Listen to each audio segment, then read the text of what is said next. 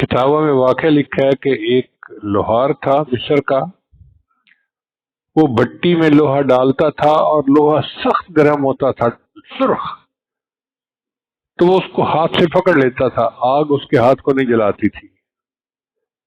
تو ایک بندہ اس کے پیچھے پڑ گیا، اس نے کہا کہ مجھے بتاؤ راز کیا ہے۔ اس نے کہا کیا بتاؤں؟ ایک مرتبہ میرے پاس کوئی عورت آئی، اس کو قرضہ چاہیے تھا، عورت خوبصورت تھی۔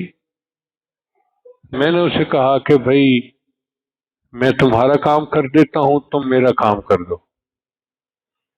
وہ بیوہ تھی اور بچے تھے، وہ واپس چلی گئی، کہتے نہیں میں یہ کام نہیں کر سکتی۔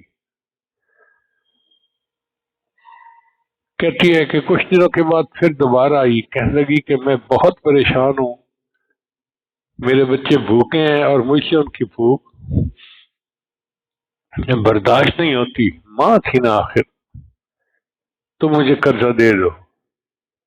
کہتے ہیں میں نے پھر وہی شرط رکھی کہ میں تمہیں قرض دیتا ہوں، تم میری خواہش کو پورا کرو۔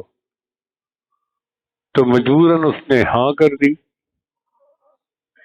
کہتے میں نے اس کو پیسے دے دیے اور میں اسے ایک ایسی مکان میں لے گیا جہاں پہ میں اپنی خواہش پوری کر سکتا تھا۔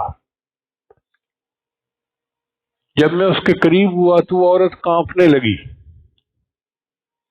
میں نے پوچھا کیوں؟ میں نے تمہیں پیسے دیے تھے اور تم اپنی مرضی سے آئی ہو، کانپ کیوں رہی ہو؟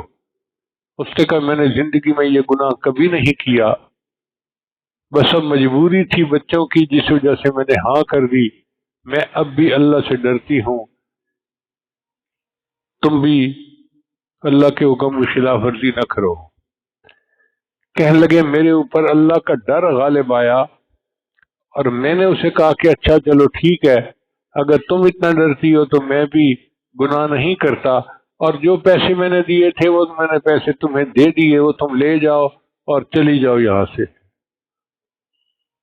تو کہتا ہے کہ میں نے اسے جانے دیا۔ جب جانے لگی تو اس نے دعا دی، اللہ تجھے دنیا اور آخرت کی آگ سے نجات عطا فرمائے۔ تو کہتا ہے کہ جب اس نے یہ دعا دی، اس وقت سے اللہ نے دنیا کی آگ کو میرے لیے ٹھنڈا کر دیا۔ میں آگ میں سے گرم لوہا نکالتا ہوں، وہ میرے ہاتھ کو اس لیے نہیں جلاتی کہ مجھے اس نے دعا دی ہوئی تھی۔ آپ اندازہ لگائیے اللہ تعالیٰ کو یہ عمل کتنا پسندیدہ ہے۔